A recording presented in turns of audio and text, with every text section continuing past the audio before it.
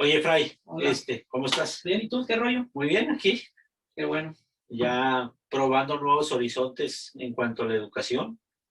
Creo que ya estoy en el tiempo de hacer algo ya no solamente para una institución, sino para mí. Pero creo que una de las mayores experiencias que he tenido en los últimos años, en los últimos 6 años de ser docente de aula, creo que la sociología ha sido como un parteaguas para mi vida. Para ti. Pues fíjate que al principio, cuando yo estudiaba en la universidad, lo que es la materia de sociología, a mí me parecía tediosa, me parecía aburrida, no le encontraba aplicación en la vida. Pensé que era una materia como otras ahí de relleno y que estaba ahí nada más por cumplir unos créditos en la currícula. Pero dentro de mi práctica docente me he dado cuenta que es una materia que no solamente tiene contenido, sino que transforma y toca como las fibras más sensibles de las personas e incluso yo no sé qué pasaría si no existiera la sociología como una ciencia hoy en día. Y creo que es un tema muy interesante del que podemos sacar mucho provecho. Cuando estaba dando clases en quinto grado de preparatoria y un chavo me dice, ya era como la culminación de la materia y me hace una pregunta que yo consideré que me la debía haber hecho al principio, pero me dice, o sea, antes la sociología existía, pero con otro nombre. Él me pregunta, o ¿a poco piensa que la sociología comenzó en 1838? ¿A poco? Entonces me pregunta esto y entonces le digo, a ver, espérame, pero ¿por qué no me preguntaste eso al principio? Porque sí es cierto que se concreta el estudio de las ciencias sociales con el término de sociología, pero las formas de investigar la sociedad ya existían. La historia, por ejemplo, que dice que Heródoto era el primerito, pero en realidad, desde que existe la escritura, se considera que existe la historia. Correcto. Pero incluso la prehistoria tiene una interpretación sociológica, porque ya teníamos un lenguaje de imágenes a través de las pinturas rupestres, ¿no? Correcto. Y comprendemos mucho a través de la antropología que había otras formas de vida antes que existiera la historia. Y tanto la antropología como la historia, pues son parte de las disciplinas que estudian las ciencias sociales o la sociología. Más bien vienen siendo como el fundamento, ¿no? O la base de la sociología. Es decir, la sociología no existiría si no existieran estas disciplinas como el derecho, la demografía, la geografía, la antropología y la historia. Y sabes que me parece muy interesante eso que estás diciendo de la prehistoria. Es decir, las personas ya vivían, pues, por muy primitiva, por muy instinto gregario que tenían, ya había una forma de interpretación, ya había una forma de interrelación, mejor dicho, de una forma de interrelación entre ellos, sea muy cercana, sea muy directa o sea muy indirecta, sea a través de un lenguaje ya más no tan codificado, sino a través a lo mejor de ruidos, sonidos o de ademanes, incluso de imágenes. Es parte de la sociología, o era parte de la sociología, solo que a nuestro entender eso no se llama sociología. Lo venimos viendo ya como sociología porque se sistematiza el estudio, ¿verdad? Con Comte, pero tiene mucha razón la pregunta de tu alumno. Sí, porque te lo tengo bien claro en mi imagen, porque yo le digo, es cierto, sí. Pero entonces, ¿tú a dónde llevarías el inicio de la sociología? Yo le pregunto a él, entonces, ¿en dónde tú llevarías el origen de la sociología? Porque el término sociología, pues sí, se lo atribuimos a Augusto Comte en 1838. Pero de hecho creen que no es él el que lo hace, sino Saint-Simon, ¿no? Que era su maestro, ¿no? Entonces creen que él le pirateó, pero el concepto.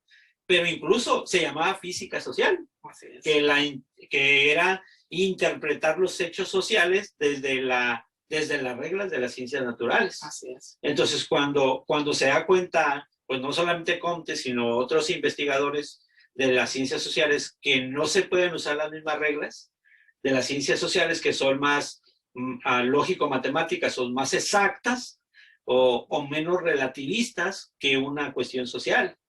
Porque la problemática que yo le hacía a él otra pregunta, yo le decía, entonces quiere decir que si yo voy a estudiar las ciencias sociales, un problema, un fenómeno social, como las redes sociales, por ejemplo, voy a estudiarlo, pero espérame, porque yo también soy un ser social.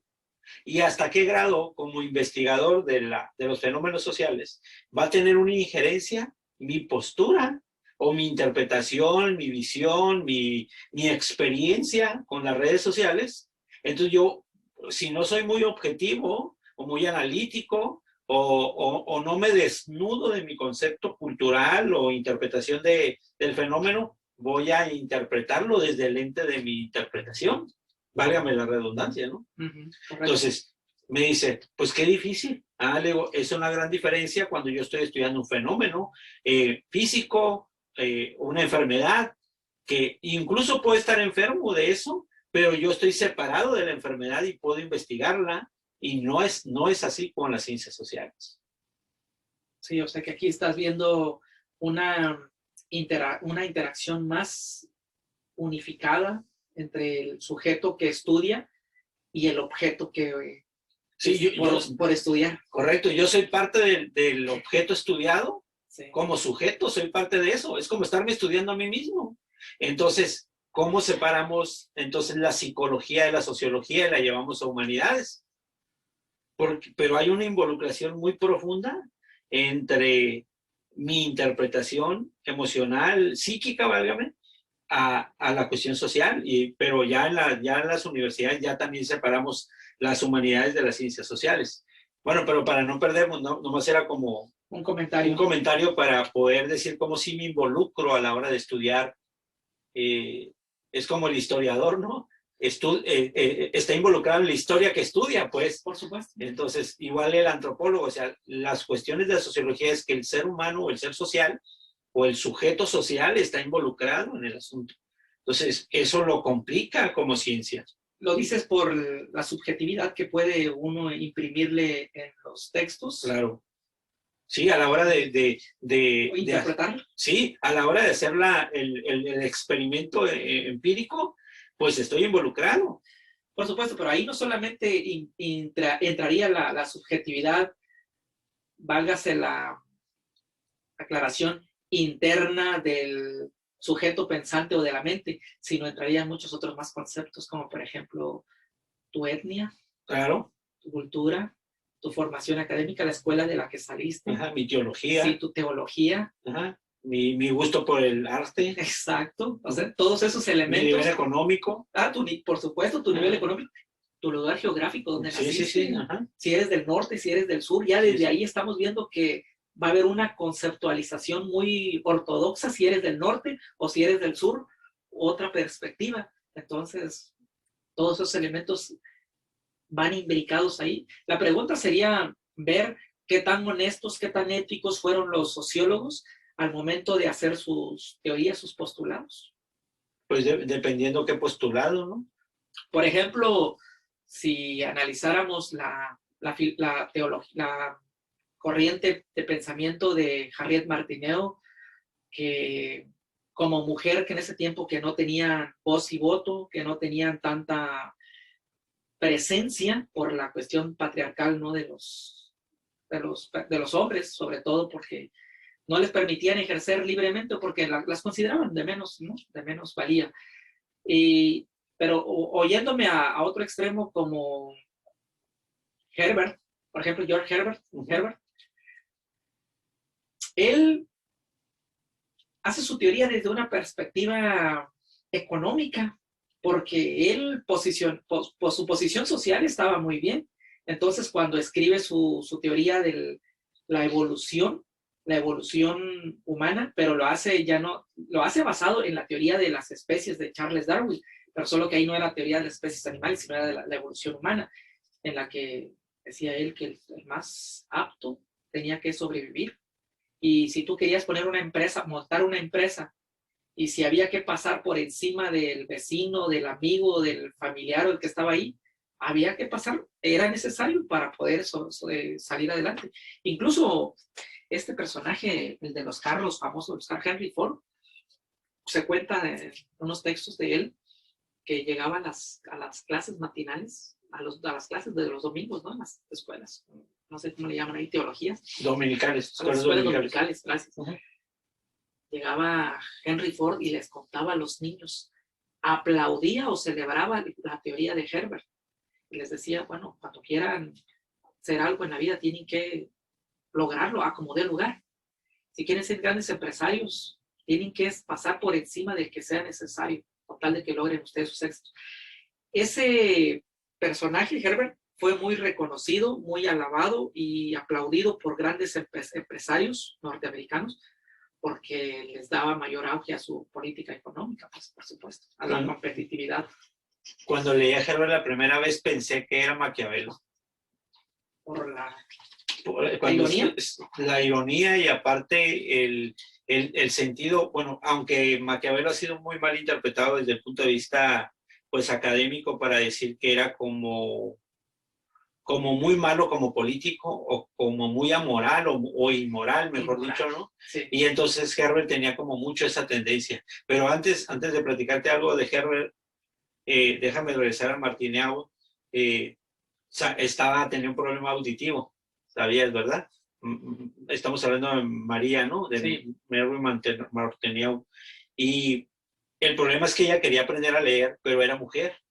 Entonces tenía prohibido agarrar los libros porque los libros eran de sus hermanos. Entonces cuando sus hermanos dejaban los libros, ella los empezaba a estudiar a escondidas de sus papás.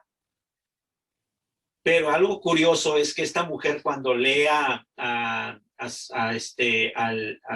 La riqueza de las naciones, al padre del capitalismo, Smith. Smith. A Adam Smith, él le hace una crítica al concepto capitalista o al libre mercado, considerando que estaban dejando fuera del movimiento las mujeres. Y no solo eso, sino que pareciera que la intención humana no era el estudio de la sociología, sino que más bien era el estudio de la economía, y ya desde ahí, digamos que la sociología empieza a tener una vertiente económica muy fuerte. Y pues si leemos, por ejemplo, a Karl Marx, que era como, pues se considera el padre del socialismo, que también él es económicamente bien. Bueno, Martineau no era una pobre. Correcto. Adam Smith no era pobre. Bueno, casi cualquier sociólogo, bueno, tiene sus variables, algunos muy pobres, pero en general no. De hecho, el socialismo como tal, entre Marx y 1960, o sea, los años 60, en los países socialistas no estudiaban sociología. Por el simple hecho de que ellos consideraban que Durkheim, que Saint-Simon, Weber, el primerito, el padre de... el padre de la sociología. Lo acabamos de mencionar. Augusto Comte. Todos, o sea, ellos son ricos, son burgueses. Claro. Entonces, ¿cómo los burgueses estudian la pobreza? Y lo mismo pasa con Maquiavelo, ¿no? Que él escribe un libro al príncipe, pues se llama El Príncipe porque se le escribe a un príncipe. Y le dice cómo vas a manejar la política, o sea, cómo vas a manejar la vida social de tu reino, y le dice cómo, de una manera que nosotros dijimos, oye, es la ley del más fuerte, el que no tranza no avanza, etcétera, etcétera. Entonces tú dices, ¿cómo es posible que haya este concepto de un rico criticando al pobre o haciéndole una alternativa si es el pobre? Entonces los socialistas no aceptaban la sociología hasta los años 60 del siglo pasado, que es cuando ellos dicen, pues como que tiene sentido. Y entonces sí incluimos a Marx en el estudio sociológico, pero incluso no se considera un sociólogo. Pues no, pero yo creo que todo eso tiene que ver, Genaro, con la cuestión de que la sociología solamente tocaba aspectos económicos y políticos. Correcto. Entonces, ¿dónde quedaban los demás aspectos que hay en las facetas de la vida? Pues? Y entonces, por eso mucha gente se sentía desvinculada de la sociología. Sí. Y hasta creían que era algo elitista, esa misma como disciplina o ciencia ya, ¿no? Sistematizada. Entonces, por ejemplo, ahorita podríamos preguntarnos, ¿no? ¿Fuiste a votar? el día que fue, el domingo, Ya, ¿ayer? sí, sí, Sí, fuiste a votar, ok, correcto. Ese tema de las votaciones hoy es estudiado en la sociología. claro. O te preguntaría también, por ejemplo, a ver, ¿eres abstemio? No. ¿No? Bueno, es un tema que ya también se toca en la Ajá. sociología. Sí, sí. Entonces, aspectos como el hecho de elegir una carrera ya es un tema sociológico. Cuando antes ni siquiera se pensaban esos conceptos que iban a ser estudiados por la sociología. No, pues, Entonces, ¿qué me dices de la eutanasia, de la diversidad de género, del aborto, de la religión? sí. Pues, incluso de en qué trabajas, ¿no? En la cuestión laboral, pues los partidos políticos, las ideologías o las doctrinas de los partidos políticos ya son parte de la sociología, pues. Y no vayamos tan lejos. Ahora sí, si queríamos mencionarlo, por ejemplo, por categorías, la interacción. La interacción humana, incluso. Sí, sí, la comunicación. Sí, la comunicación ya es un tema de sociología profundamente estudiado. Aunque también las de humanidades lo separan. Comunicación en las universidades ponen psicología, pedagogía, administración, comunicación. Bueno, hay unas universidades que las tienen agrupadas en sociales, pero la mayoría las separan a humanidades, ¿no? Las clasifican a humanidades. Sí, pero eso no significa que no sea un estudio sociológico. Por supuesto. Entonces, por ejemplo, la mayoría de la sociedad o bueno, mejor dicho, muchos sociólogos, sobre todo los que fueron de clase muy alta, como los burgueses, sí. tienen la tendencia de ver a la sociedad como un mundo estable, como un mundo funcional, ¿verdad? En el que todas las estructuras que hay en la sociedad, por ejemplo, la familia, la escuela, la iglesia, el Estado, gobierno, el Estado, los clubs, los ámbitos religiosos, políticos, etcétera. Si todos esos no existieran, el comercio, no habría evolución en la sociedad. Y para ellos eso es muy importante. No vayamos tan lejos. El tema de la prostitución. El tema de la prostitución es un tema muy importante para la corriente estructural funcionalista. Es decir, para estos sociólogos que son burgueses, ellos ven que la prostitución esté en una sociedad, debe ser parte de una sociedad porque magnifica la economía, porque ayuda a crecer a sus capitales, ayuda a engrosar sus bolsillos. Pero es parte fundamental. Si tú quitas, por ejemplo, de aquí de Tijuana lo que es la prostitución, y pues hay un bajón muy grave en la economía, y pues no solamente en Tijuana, sino que hay en muchas otras empresas nacionales y transnacionales, porque de ahí de ese negocio es una red pues que está muy bien cimentada. Entonces para ellos es muy funcional. También, por ejemplo, el trabajo de los obreros, es decir, el que existan negros, con todo el respeto de la palabra afrodescendientes, que existan afrodescendientes, que existan, por ejemplo, esclavos, es funcional. Que exista una persona que va a limpiar las alcantarillas de la ciudad, es importante que exista, porque sin esa persona no existe, ¿quién lo va a hacer? Y si no lo hace, se tapan las tuberías y hay un caos en la ciudad. Entonces nos damos cuenta que desde esa perspectiva, los sociólogos entienden la sociedad como un ente, como una estructura macro, con todas sus microestructuras que la componen, funcional. Es interesante eso, ¿no? Porque, por ejemplo, eso, bueno, es la perspectiva de Durkheim, la perspectiva de Talcott Parsons y entre otros, ¿no? Que apoyan esa corriente, de pensamiento que son funcionales. Pero, ¿qué me dices de las otras posturas? Bueno, primero regresando, es como estas que tú mencionas del estudio del funcionalismo son como las teorías sociológicas conservadoras, ¿no?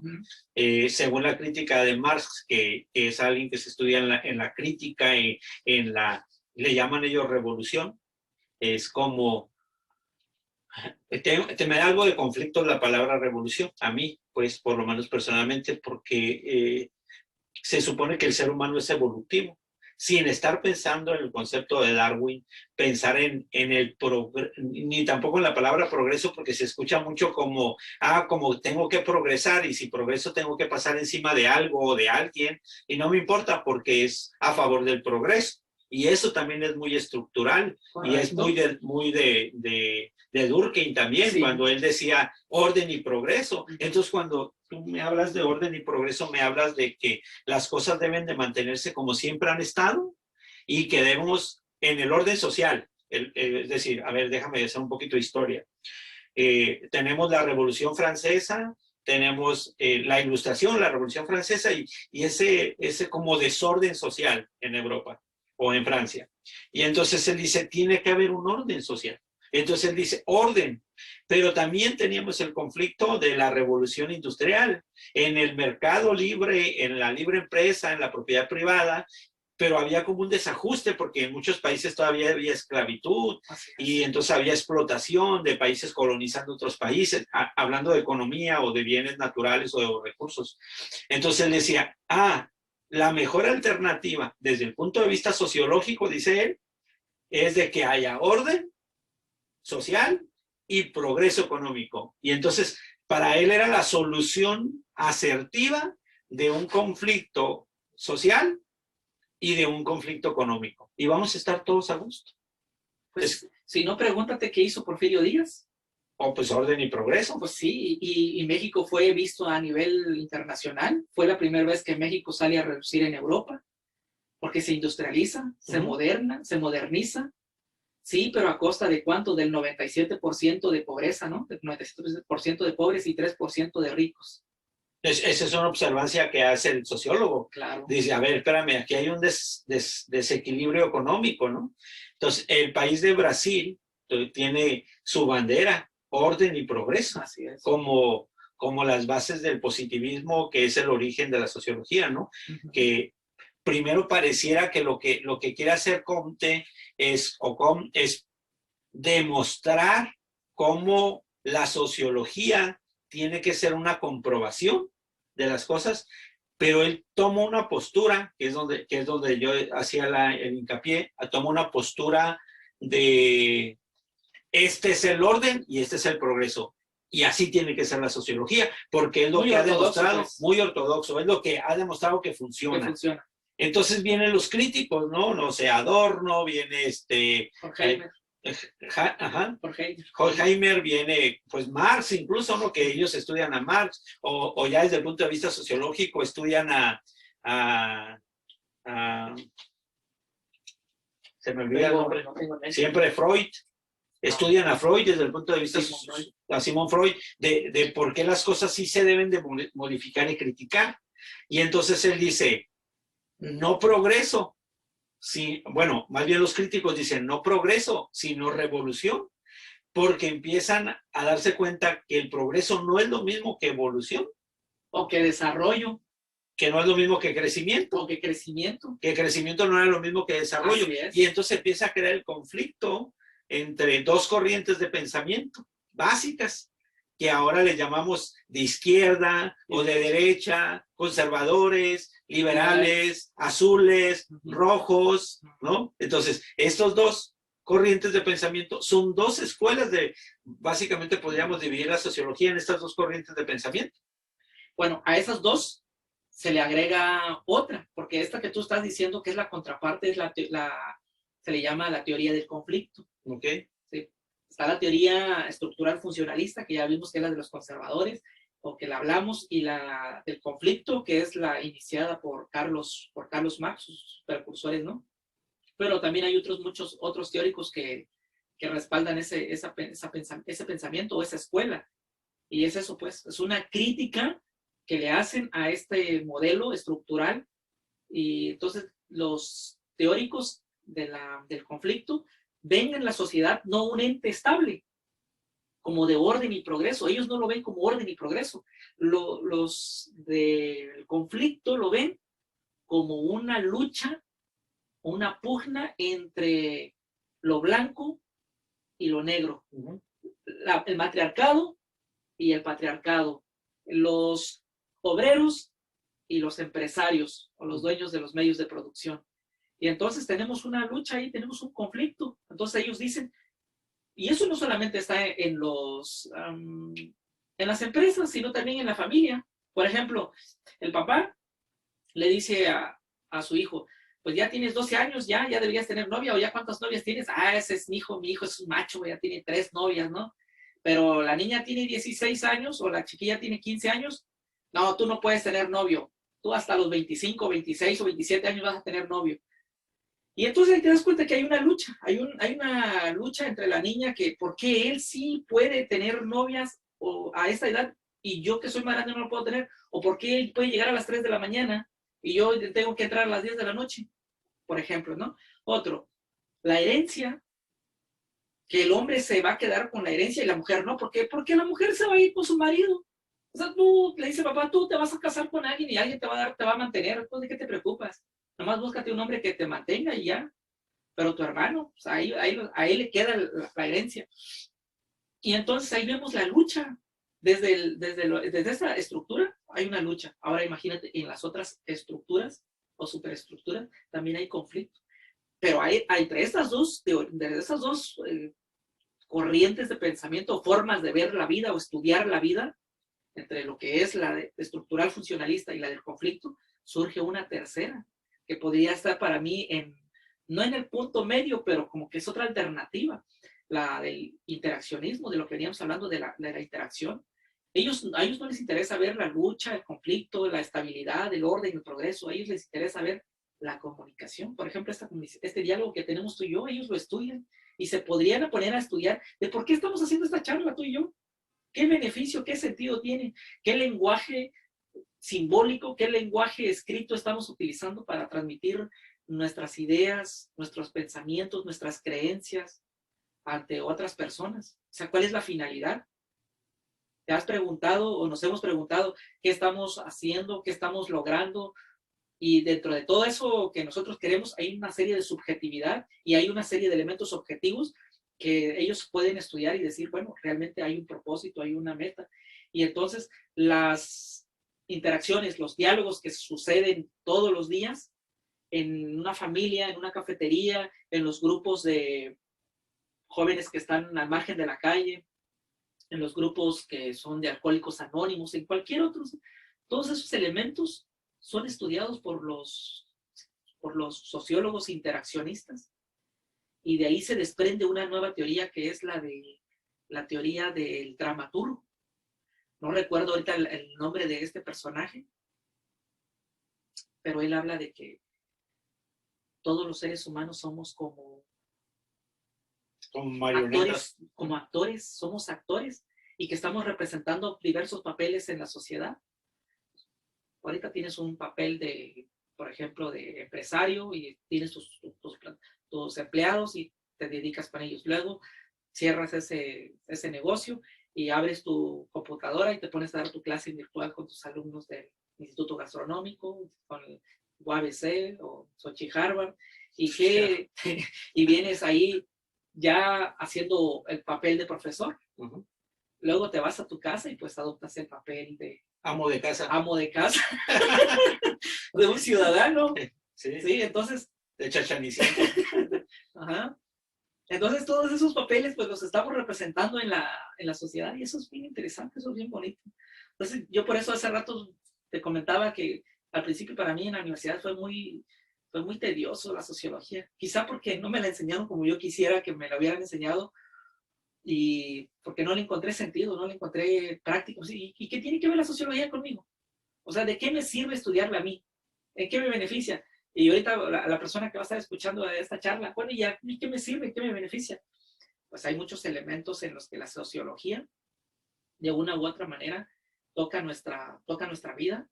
Y si nosotros no prestamos atención a esos elementos, muy probablemente nosotros pudiéramos tener, a lo mejor no complicaciones financieras, pero sí a lo mejor salirnos de algunos desenredos mentales o desafíos cognitivos o de disonancias cognitivas, ¿no? Que nos pudieran llevar a tener una mente muy ortodoxa, muy cerrada, que nos permita tener, la sociología nos permita tener un panorama más amplio para ver las diferentes perspectivas, aceptar las diferentes perspectivas en el sentido de no adoctrinarme, sino en el sentido de aceptarlas, de que tú la dices, acepto que tengas el privilegio y el derecho de expresar tu opinión, de que si quieres casarte con un caballo, puedes casarte con un caballo si ese es tu derecho, y es tu deseo, ¿no? Puedes hacerlo.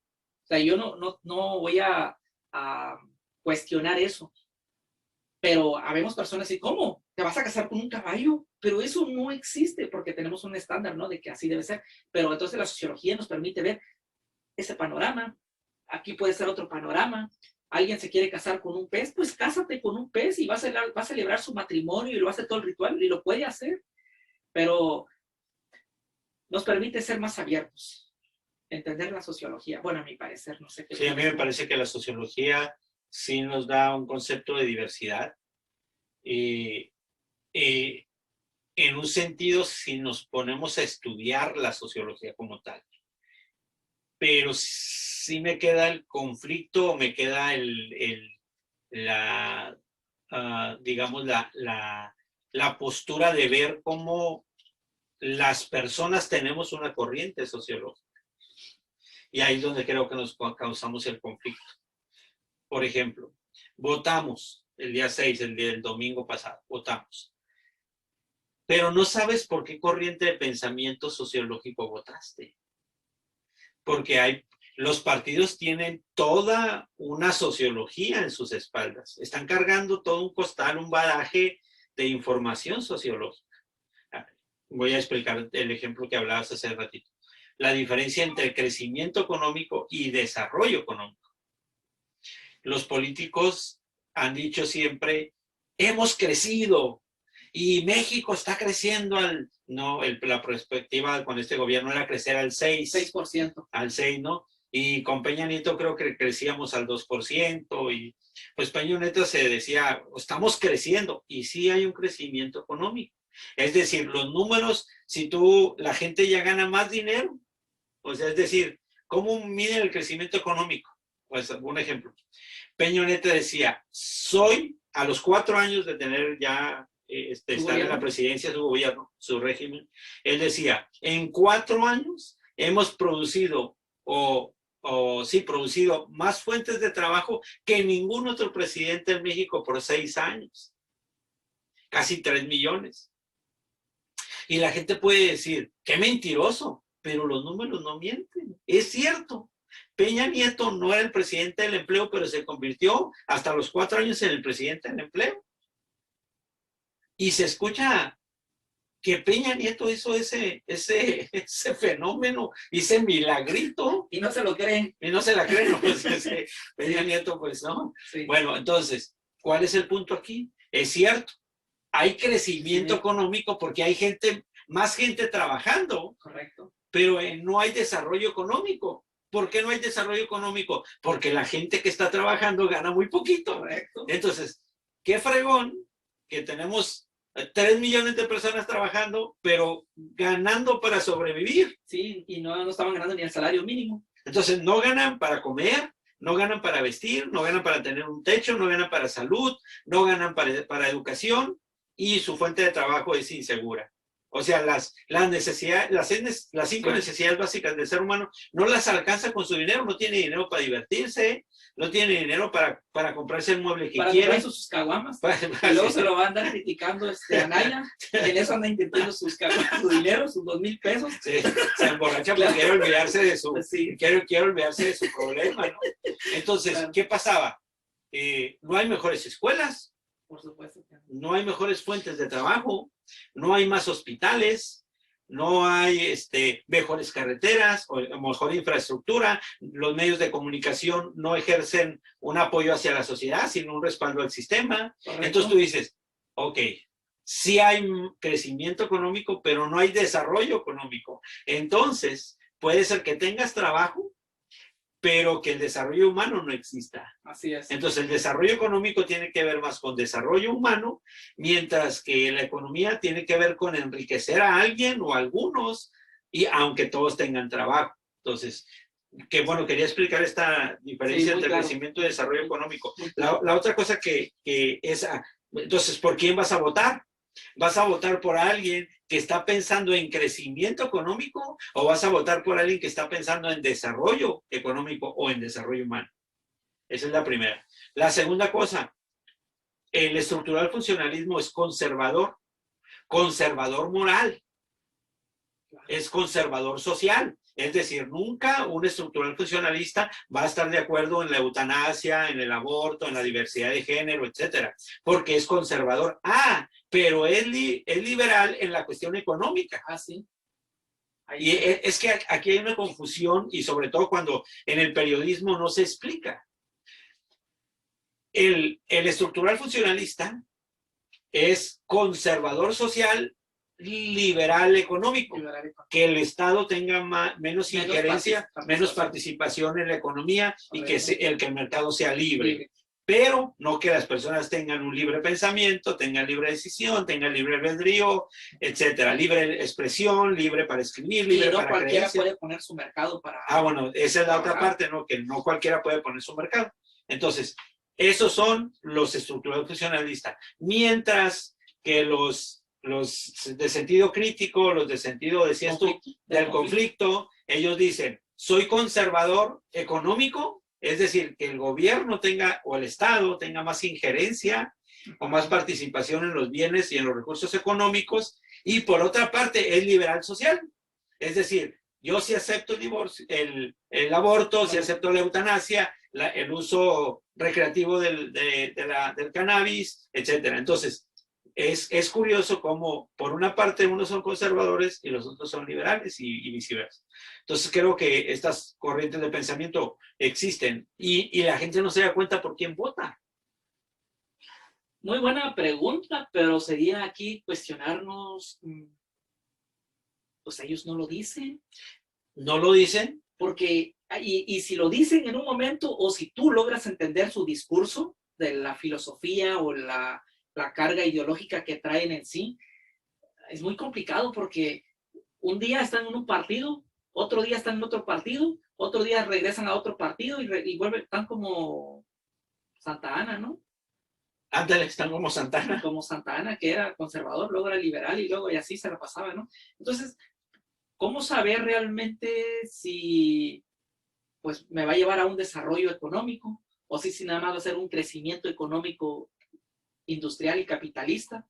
Lo que pasa es que hay mucha polarización en la cuestión política, pero tienen sus tendencias. Por eso es que nos parece como raro, por ejemplo, que el Verde Ecologista de México, el Partido Verde Ecologista de México, que ese cuate o este partido tenga tanta, si no mal recuerdo, en los últimos 3 o en los últimos 4 presidentes, él ha participado para que ganen. Y pareciera que tiene una bola de cristal. Porque él se va no con el ganador, sino con el que posiblemente gane. Y acaba de pasar ahorita, ¿no? O sea, se va con el ganador. Y se fue con el ganador en las elecciones con AMLO, y se fue con Felipe Calderón, y se fue con Peña, y se fue con Fox. Entonces tú dices, espérame, estos cuates son un partido que se creó desde el PRI, que el PRI se creó de los otros 2 partidos de la Revolución y el nacionalista como medio de izquierda, y empiezan a hacerse asociaciones sindicales socialistas de izquierda que se empiezan a unir al PRI y fortalecen el partido. Así es. Y entonces fortalecen el PRI los sindicatos socialistas, y entonces se consideraba como que era medio de izquierda, pero empieza a pasar el tiempo y se empieza a estructurar. Pero ya después vienen los azules y dicen, no, pues es que nosotros somos los que vamos a conservar el bienestar del país. Entonces, en realidad, ahorita no tenemos en México a alguien que pueda decir, ¿es socialista o es liberal? Sí, a eso voy. Tenemos una pequeña tendencia de izquierda. Por ejemplo, ahorita que tenemos el movimiento de la Cuarta T, pues es como muy centralista, ¿no? Con ciertos parámetros de hacia izquierda y luego como que a derecha. Pues sí, pero ¿de dónde viene la formación de AMLO? Pues del PRI. Pues del PRI, luego pasa al PRD y luego forma un partido independiente. Entonces, por eso es difícil que hoy en día la mayoría de las personas podamos con certeza, con soltura, con naturalidad poder identificar, bueno, este personaje tiene esta tendencia y este perfil y esta visión de encaminar la sociedad para esto, y por esos ideales voy a votar, porque no sabes, porque realmente ya cuando llegan al poder le puede salir lo de la mitad del PRI, la mitad del PAN y la otra mitad, no sé, de otro partido, y y quién sabe por cuál de ellas vaya a elegir, ¿no? Entonces sí es muy difícil entre eso. Ahora, cuando tú ves un candidato, por ejemplo, que es nuevo, por decir que nunca se ha postulado y que está haciendo su campaña, puedes estudiarlo desde esa perspectiva, porque están haciendo desde un partido nuevo que no se ha manifestado, no ha estado en algún otro. Entonces ahí puedes identificar una postura de esa persona, una ideología. Pero ya en estos ya están... A ver, nada más déjame revisar un poquito lo que decías, porque sí me parece que hay algo razonable en los partidos. Quieren el poder, cualquiera que este sea. Pero la sociedad en general no vota por propuestas, porque las ignora, pero vota por lo que es tan criticado por los académicos, por las ideologías políticas. Es decir, este está de acuerdo en el aborto y este no. Y votamos por esa cosa. Así es. Por eso que no tiene nada que ver con el desarrollo, sino más bien con la decisión individual, que unos quieren penalizar y los otros no quieren penalizar, y que unos quieren legalizar, penalizar, despenalizar. Digamos que tenemos esas tres opciones. Y pareciera que, vamos a votar para que modifique, reforme una ley que sí permita el aborto, que lo despenalice, o que lo penalice. Correcto. O que lo legalice. Y votamos por eso, que es una decisión individual. Entonces a mí me parece, desde el punto de vista sociológico, que los latinoamericanos y los mexicanos cada vez le estamos entregando más al Estado la responsabilidad individual. Mi responsabilidad como sujeto social se la estoy entregando a quien me gobierna.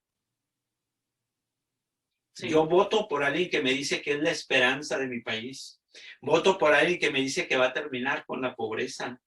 Siento que es un ministro religioso hablando desde la política. Tú no te preocupes. Es un profeta. Es un profeta político. Tú no te preocupes. Yo voy a solucionar el problema. Y entonces la sociedad, con este sentido, no quiero decir paternalista, pero con este sentido paternalista, pues que lo hagan por mí. Yo no tengo que hacer nada, pues voy a votar por este y va a solucionarla, va a acabar con la delincuencia, va a acabar con la corrupción, va a acabar con la pobreza. Y es triste, ¿verdad? Es lamentable eso que estás comentando, porque la verdad tenemos ese sentido de esperanza, porque no hemos, como, nuestras creencias son muy, muy aferradas. Debemos despojarnos de muchas de nuestras creencias para poder hacer un juicio más, más sólido, más firme respecto a tomar una decisión en eso, ¿no? Y volviendo al punto de las, cómo un profeta político puede transformar un país, ¿no? Pero si te das cuenta, la mayoría de los candidatos ahora que estaban presentándose, sobre todo aquí en nuestro estado de Baja California, ¿qué te puedes esperar de Lupita Jones? Imagínate que tú la entrevistes y le digas, ¿cuáles son los 3 libros que ha leído señora Lupita Jones? Que va a decir, Avon, Mary Case y no sé cuál otro, ¿no? O sea, ¿qué puedes esperar? ¿Te va a acabar la seguridad? ¿Te va a acabar con la inseguridad, perdón? Pues es un modelo de seguridad. ¿Cómo? O sea, ese era como el eslogan, modelo, okay. O sea, modelo, okay. Y acuérdate que el modelo es ese concepto de tengo un modelo, una imagen, un arquetipo que voy a llevar a la realidad, ¿no? Esto que estoy imaginando es el modelo y esto lo tengo que traer a la realidad, ¿no? A implementarlo. Aunque nosotros, mucha gente sabía, pues, o digo, quiero pensar que muchos, pero a lo mejor me estoy aventurando que son muchos y son pocos los que realmente sabían que son personajes nada más que iban a estar ahí, títeres, ¿no? Que alguien desde atrás los iban a estar manejando. Pero pues no es la idea de que se estén como burlando de la sociedad, pues. En ese sentido, entonces, tú dices, hemos dado mucho al Estado nuestra responsabilidad porque nosotros hemos permitido eso. Nosotros hemos permitido la calidad de candidatos que se hayan postulado para que dirijan una nación. Y bueno, te puedes preguntar que esas personas realmente a veces carecen de muchos elementos, sobre todo éticos, ¿no? Y la ética es tan fundamental, por ejemplo, en el ejercicio de la ciencia y en el ejercicio de la política, para poder transformar comunidades, pueblos, naciones, porque podrán estar muy bonitas las filosofías, las posturas, las vendetas que te venden en la política, ¿no? De los eslogans y todo eso, pero qué hay detrás del espíritu de esa persona para gobernar. Entonces, hacia dónde lo va a llevar, hacia dónde lo va a encaminar. Pero también es parte y es responsabilidad de nosotros porque no cuestionamos eso. Y entonces, volviendo al punto de la charla que tenemos, de la sociología que nos incita a ser críticos. Por eso uno de los elementos claves de la sociología es el desarrollar el pensamiento crítico, cuestionar todo eso que damos por obvio y que parece que no afecta en nuestra vida, pero sí afecta, y que nosotros tenemos que ser más responsables en nuestros actos, en nuestras decisiones que tomemos, porque va a pasar como muchos años atrás. Ahorita se dice que a raíz de las redes sociales la gente ha despertado. Sí ha despertado para algunas cosas, pero en realidad como para que sea un cambio, una transformación en pensamiento crítico, yo dudo mucho que esto haya sucedido con eso de las redes sociales. Mejor, lo que ha despertado es el morbo. Y una de las cosas que la sociología hace es terminar con el morbo. O sea, primero, el concepto a priori. Digo lo que pienso sin ningún filtro, sin ninguna información. O sea, sí. la suelto, veo a un personaje político, religioso, social o lo que sea, o veo a un niño en la calle y luego juzgo a los padres. No sé, somos muy a prioristas. Número 2, no investigamos. No hacemos un proceso metodológico para tener la información o los datos duros para poder opinar. Sí. No, y nos importa. Número 3, no nos despojamos de nuestras posturas previas para poder juzgar algo de manera objetiva. Correcto. O interpretarlo de manera objetiva, que es lo que platicábamos al principio. O sea, tengo que venir como un niño, o como decía el maestro Jesús, o como decía Buda o Platón, tengo que ser como un niño para venir y aprender, o lo que platicábamos del apoje, ¿no? Sí. Tengo que suspender mi información previa para poder venir y observar todo de nuevo, sin estar criticando y peleándome ya en mi mente contra, yo no estoy de acuerdo, y esto, y aquello. O sea, primero escucha toda la nueva presentación, suspendido el previo conocimiento, y después haces una evaluación o haces una contratesis, ¿no? Una antitesis. Y entonces, pero normalmente no hacemos eso. Entonces, creo que sociológicamente a la sociedad le hace falta muchísimo, nos hace falta muchísimo. Entonces creo que pues me gustaría invitar a mí, a los que oyen esta conversación, a investigar un poquito las opiniones. Dijera alguien por ahí, solo hablas porque tienes boca. Es que investigar un poquito por qué creo lo que creo, por qué estudio lo que estudio, qué aprendo de esta música que estoy escuchando, qué me agrega. No nomás en el gusto, no nomás en el placer, no nomás en lo conveniente. O sea, moverme de ese linismo, de ese, ¿cómo se llama la otra? Adonanismo, ¿cómo se llama la otra corriente? Hedonismo. Hedonismo, sí, no nomás en el hedonismo, sino moverme un poquito en la cuestión racional, en la cuestión de la comprobación, que al final eso es la sociología, ¿no? Sí, pero es que también la parte fundamental el problema es el materialismo, el consumismo. Okay. Es que estamos tan aferrados al materialismo y al consumismo que nuestro espíritu, nuestra mente crítica ya no da cabida para eso que tú dices, para despojarnos de esos elementos que yo tengo internamente, mis creencias, mis ideales, mis opiniones, y de ver otra información, analizarla, sopesarla y emitir un juicio sobre eso, ¿no? Y aceptar en parte alguna información o estar de acuerdo con algo y estar en desacuerdo con algo, pero no, realmente porque lo dijo López Dóriga, ya la gente lo cree. Si hubo 3,000 muertos en tal parte y porque lo dijo López Dóriga, es una fuente de autoridad. Y pues necesitamos despojarnos de esos elementos, ¿no? De quitarnos de aquí, como dices, el apoje, y a ver, información fresca, una tabula rasa y ver qué hay que analizar. Entonces, todos esos elementos sí son muy buenos para analizarlos, y eso nos trae la sociología. Entonces yo creo que es una ciencia que ha venido a aportar mucho últimamente, ¿no? En estos siglo XX, el siglo XXI específicamente, para la comprensión de los fenómenos sociales, de todo lo que nos sucede, todo lo que nos ocurre.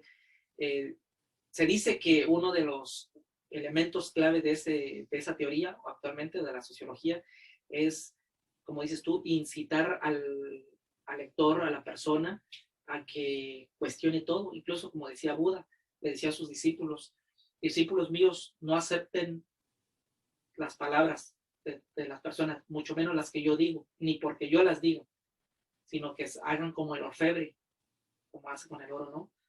raspan, pulen, lo meten al Al fuego, fuego. lo funden, lo purifican y ya sale un resultado, ¿no? Entonces se tiene que hacer todo ese proceso, ¿no? Disecar, raspar, pulir, meterlo al fuego, purificarlo y extraerlo más. Eso es lo que tenemos que hacer nosotros en el ámbito de la información que recibimos actualmente en los medios de comunicación y en las charlas que tenemos. Y por ejemplo, esta charla que tú y yo tenemos, alguien más que no la acepte, que la cuestione, que la reflexione, que la medite, y se vale que contradiga y que tenga su visión como la de este muchacho, ¿no? Tu alumno, que en un principio a veces los alumnos nos sorprenden con preguntas que uno no tiene contemplados, pero se necesita eso, ¿no? Volver como niños, como decía Sócrates y Platón, para tener un pensamiento más,